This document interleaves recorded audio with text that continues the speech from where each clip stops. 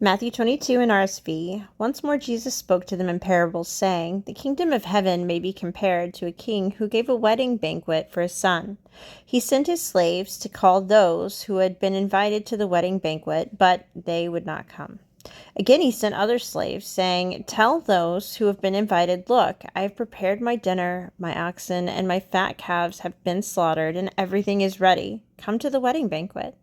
But they made light of it and went away, one to his farm, another to his business, while the rest seized his slaves, mistreated them, and killed them. The king was enraged. He sent his troops, destroyed those murderers, and burned their city.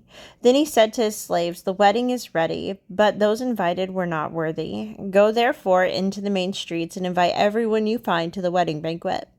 Those slaves went out into the streets and gathered all whom they found, both good and bad, so the wedding hall was filled with guests. But when the king came in to see the guests, he noticed a man there was not wearing a wedding robe. And he said to him, 'Friend, how did you get in here without a wedding robe?' And he was speechless. Then the king said to the attendants, 'Bind him hand and foot and throw him into the outer darkness, where there will be weeping and gnashing of teeth. For many are called, but few are chosen.' Then the Pharisees went and plotted to entrap him in what he said. So he sent their disciples to him, along with the Herodians, saying, 'Teacher, we know that you are sincere and teach the way of God in accordance with truth and show deference to no one, for you do not regard people with partiality. Tell us then what you think. Is it lawful to pay taxes to the emperor or not?' But Jesus, aware of their malice, said, 'Why are you putting me to the test, you hypocrites? Show me the coin used for the tax.' And they brought him a denarius. Then he said to them, 'Whose head is this, and whose title?' They answered, 'The emperor's.' Then he said to them, 'Give therefore to the emperor the things that are the emperor's, and to God the things that are God's.' When they heard this, they were amazed. And they left him, and they went away. The same day some Sadducees came to see him, saying, 'There is no resurrection.' And they asked him a question, saying, 'Teacher, Moses said, if a man dies childless, his brother shall marry the widow and raise up children for his brother. Now there were 7 brothers among us. The first married and died childless, leaving the widow to his brother.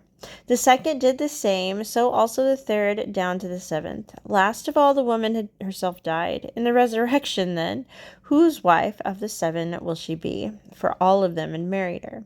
Jesus answered them, "You are wrong, because you know neither the Scriptures nor the power of God. For in the resurrection they neither marry nor are given in marriage, but are like angels in heaven.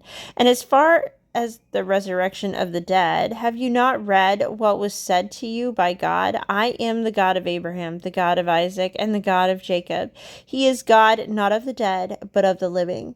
And when the crowd heard it, they were astonished at his teaching. When the Pharisees heard that he had silenced the Sadducees, they gathered together, and one of them, a lawyer, asked him a question to test him. "Teacher, which commandment in the law is the greatest?" He said to him, "You shall love the Lord your God with all your heart, and with all your soul, and with all your mind. This is the greatest and first commandment. And a second is like it. You shall love your neighbor as yourself.